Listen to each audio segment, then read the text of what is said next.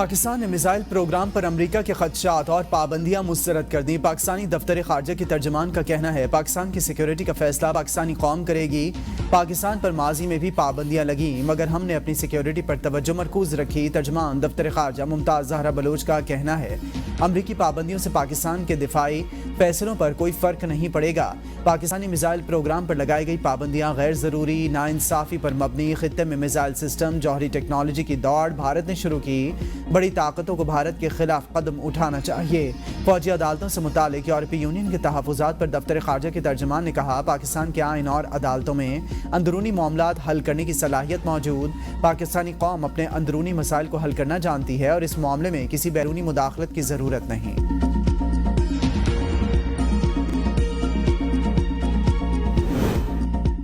امریکہ اور برطانیہ کا پاکستان میں ملٹری کورٹ سے 25 شہریوں کو سزا سنانے پر اظہار تشویش۔ امریکی محکمہ خارجہ نے پاکستان کی فوجی عدالتوں کی کارروائی پر گہری تشویش کا اظہار کرتے ہوئے کہا ہے کہ واشنگٹن کو 9 مئی کے مظاہروں میں ملوث شہریوں کے خلاف فوجی ٹریبیونلز کی جانب سے سزاؤں کی سنائے جانے پر کارروائی پر تحفظات ہیں۔ ترجمان امریکی محکمہ خارجہ میتھیو ملر کا کہنا ہے فوجی عدالتوں میں عدالتی آزادی، شفافیت اور مناسب عمل کی ضمانتوں کا فقدان ہے۔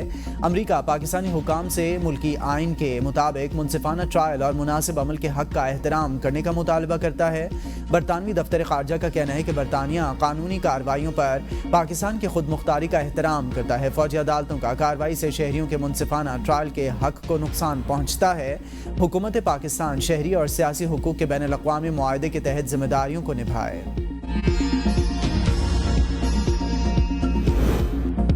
اسلام آباد میں 2 بڑوں کی بڑی بیٹھک، وزیراعظم شہباز شریف کے آصف علی زرداری سے ملاقات، پارلیمنٹ اور قانون سازی پر مشاورت، قانونی امور پر تمام سیاسی سٹیک ہولڈرز کی مشاورت سے آگے بڑھنے کا فیصلہ، ملک کی مجموعی سیاسی، معاشی اور سیکیورٹی صورتحال پر گفتگو، پی ٹی آئی سے مذاکرات پر بھی تبادلہ خیال۔ اعلامیے کے مطابق صدر مملکت نے وزیراعظم کو ملک کی ترقی اور استحکام کے لیے تعاون کی یقین دہانی کرائی۔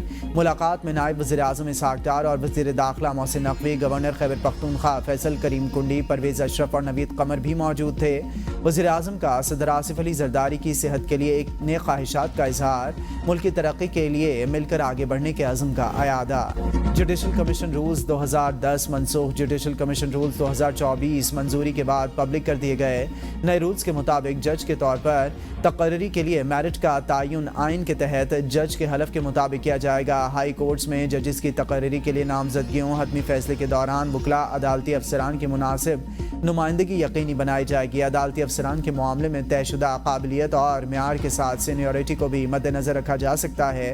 سپریم کورٹ میں ججز کی تقرری کے لیے چیئرپرسن خالی اسامیوں کی تعداد کا تعین کر کے نامزدگیاں طلب کریں گے۔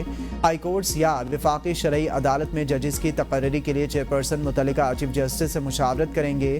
اگر کوئی رکن دوسرے یا تیسرے سینئر جج کو نامزد کرتا ہے تو اسے وجوہات بیان کرنی ہوں گی۔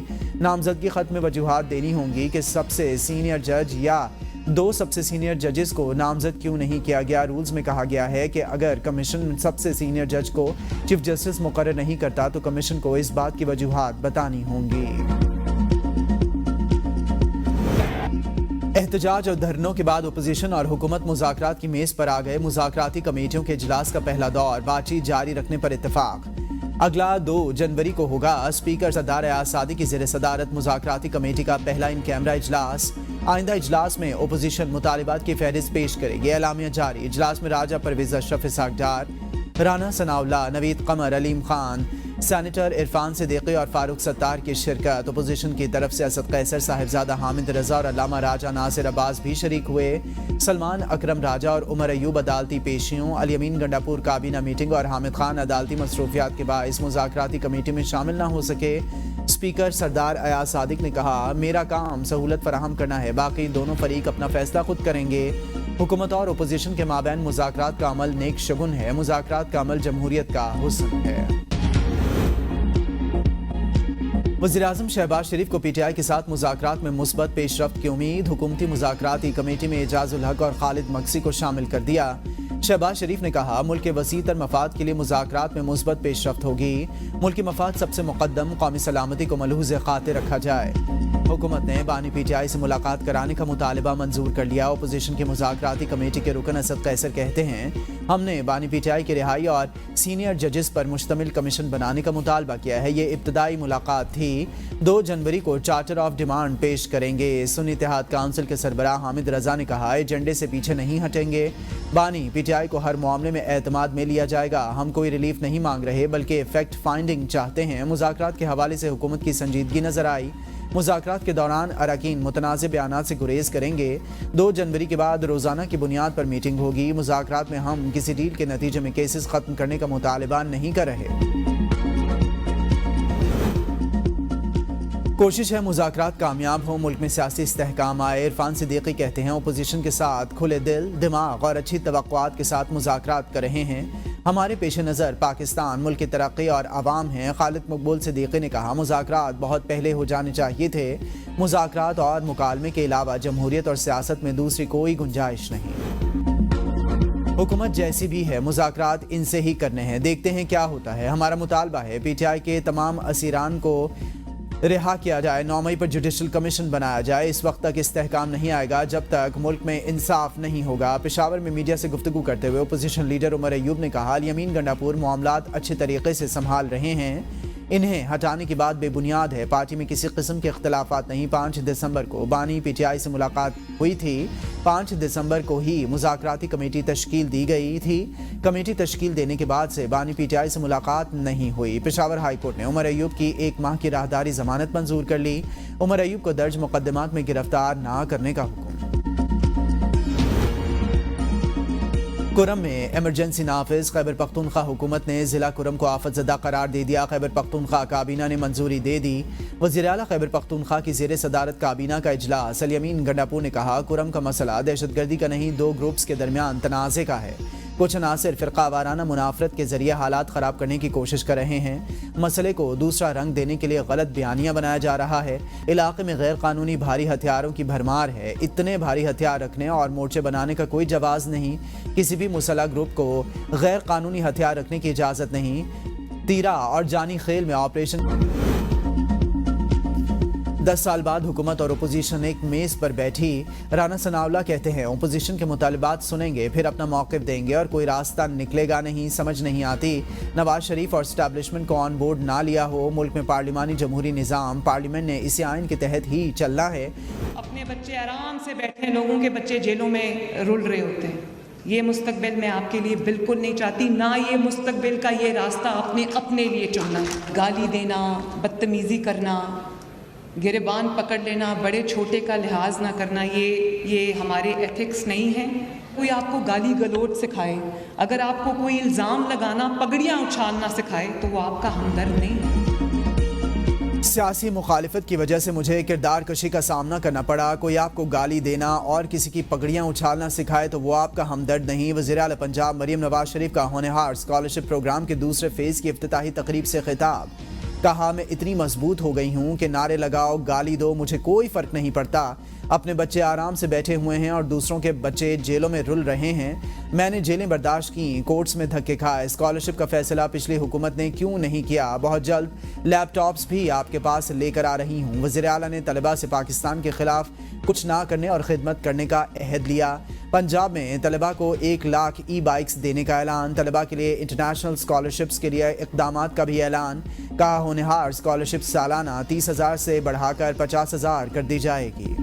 جو اسلام آباد میں بیٹھے ہوئے بزرگوں اور بابوں اور سیاستدانوں کو سمجھ ہی نہیں آتا۔ آج کی دنیا میں access to the internet should be a fundamental right. ہمارا جمہوری حق ہے اور ہم اپنا حق کے لیے لڑیں گے۔ بلاول بھٹو کی وی پی این اور سلو انٹرنیٹ پر ایک بار پھر تنقید۔ کہا یہ یوتھ کے لیے زندگی موت کا مسئلہ ہے۔ اسلام آباد میں بیٹھے بزرگوں کو انٹرنیٹ کی سمجھ ہی نہیں۔ سندھ یونیورسٹی جام شوروں کے کانوکیشن سے خطاب میں کہا ہمیں اپنے ڈیجیٹل حقوق کے لیے جدوجہد کرنی ہے، یہ ہمارا جمہوری حق ہے، ہم اپنے حق کے لیے لڑیں گے۔ ایسا ڈیجیٹل بل لاؤں گا جسے طلباء لکھیں گے۔ آپ سب لوگ انسٹاگرام، فیس بک، ایکس پر مجھے تجاویز دیں، پھر میں یہ تجاویز لے کر آپ سب کا نمائندہ بن کر قومی اسمبلی جاؤں گا۔ موسمیاتی تبدیلی آئندہ نسلوں کے لیے بڑا خطرہ، ہمارے بڑے سمجھ نہیں سکے۔ ہم چاہتے ہیں موسمیاتی تبدیلی کے لحاظ سے پورا انفراسٹرکچر تیار کیا جائے۔ اس سے قبل کہ 6 سے 7 نئی نہریں بنانے کا فیصلہ کریں، ہم کب تک مہنگی بجلی بناتے اور سپلائی کرتے رہیں گے؟ کہا تو جاتا ہے لوڈ شیڈنگ ختم ہو گئی، لیکن سندھ آئیں تو ہم دکھا سکتے ہیں لوڈ شیڈنگ ختم نہیں ہوئی۔ یہ کتنا بڑا مذاق ہے، اضافی بجلی کے دعووں کے باوجود بجلی عوام کو نہیں مل رہی۔ پیپلز پارٹی اور مسلم لیگ نون میں پاور شیئرنگ معاہدہ ہوا، ابھی تک تحریری معاہدہ پر عمل درآمد نہیں ہو سکا۔ گورنر پنجاب سردار سلیم حیدر کہتے ہیں پیپلز پارٹی اتحادی حکومت کو چلانا چاہتی ہے، سسٹم غیر مستحکم ہوا تو زیادہ نقصان مسلم لیگ نون کا ہوگا۔ آئی ٹی سیکٹر سے زر مبادلہ نوجوان لا رہے ہیں، پیپلز پارٹی کا مطالبہ انٹرنیٹ کی رفتار کو تیز کیا جائے۔ بانی پی ٹی آئی کی رہائی مذاکرات کی کامیابی کے لیے ضروری، محمد علی دورانی کی اے بی این نیوز کے پروگرام بدلوں میں گفتگو۔ کہا سیاسی قیدیوں کو زیادہ دیر تک جیل میں نہیں رکھا جا سکتا، وزیر اعظم کو خود بانی پی ٹی آئی کے پاس جا کر بات کرنی چاہیے، حکومت کو مذاکرات کے عمل میں سنجیدگی دکھانی چاہیے۔ علامہ راجہ ناصر عباس بولے چاہتے ہیں مذاکرات کو آگے لے کر جائیں، بانی پی ٹی آئی نے ہمیشہ وطن دوستی کا ثبوت دیا، وہ جیل میں بے گناہ قید میں ہیں، حکمرانوں کی انا کی خاطر ملک تباہی کی طرف جا رہا ہے، بنیادی حقوق کی پامالی ہو رہی ہے، کرم کے حالات پر کوئی ذمہ داری قبول کرنے کو تیار نہیں، وفاقی اور صوبائی حکومت دونوں کی کوئی دلچسپی نظر نہیں آ رہی۔ بانی پی ٹی آئی اور بشا بی بی کے خلاف 190 ملین پاؤنڈ ریفرنس کا فیصلہ مؤخر، احتساب عدالت اسلام آباد نے نئی تاریخ مقرر کر دی، فیصلہ 6 جنوری کو سنایا جائے گا۔ احتساب عدالت اسلام آباد نے فیصلہ 18 دسمبر کو محفوظ کیا تھا۔ بانی پی ٹی آئی کے خلاف یہ واحد کیس ہے جو 1 سال سے زائد عرصے تک چلا۔ بانی کی کابینہ کے اراکین بطور نیب گواہ پیش ہوئے، کیس میں 4 بار جج تبدیل ہوئے۔ 190 ملین پاؤنڈ کیس میں بانی پی ٹی آئی بری ہونا چاہیے، chairman P T I barrister Gohar کی میڈیا سے گفتگو، کہا میں اس میں بانی پی ٹی آئی بینیفیشری نہیں، گواہوں نے بھی تسلیم کیا، حکومت کو کوئی نقصان نہیں ہوا، بانی پی ٹی آئی نے کوئی فائدہ نہیں لیا، اگر انصاف کے مطابق فیصلہ آیا تو بانی پی ٹی آئی بری ہوں گے، یہ کوئی پتہ نہیں فیصلہ کب تک متوقع ہے۔ لطیف کھوسا نے کہا بانی پی ٹی آئی اور بشا بی بی نے ایک ڈھیلے کا مفاد نہیں حاصل کیا، آج بھی یونیورسٹی موجود ہے، طلبہ مفت تعلیم حاصل کر رہے ہیں، ہو سکتا ہے یہ انتقامی مقدمات جلد ختم ہوں۔ سیولنز کا ملٹری ٹرائل کر کے عالمی قوانین کی خلاف ورزی کی جا رہی ہے، شیخ وقاص اکرم کہتے ہیں یورپی یونین نے بھی ملٹری کورٹ کے فیصلے پر تشویش کا اظہار کیا، ہم سمجھتے ہیں سیولنز کا ملٹری ٹرائل نہیں ہونا چاہیے، حکومت نے معیشت کو تباہ کرنے کی بنیاد رکھ دی، حکومت انتقام میں مخالفین کو ختم کر رہی ہے، ہم تمام لیگل آپشنز استعمال کریں گے۔ 190 ملین پاؤنڈ کیس سیاسی انتقام کی بدترین مثال، کیس کا فیصلہ کیوں مؤخر کیا گیا؟ کیس میں بانی پی ٹی آئی کی بریت بنتی ہے، انصاف میں تاخیر نہیں ہونی چاہیے، بریت کے کیس میں فیصلہ مؤخر کرنا سمجھ سے بالاتر ہے، بانی پی ٹی آئی کو مائنس کرنا آسان نہیں، وہ بڑی سیاسی پارٹی کے بانی ہیں۔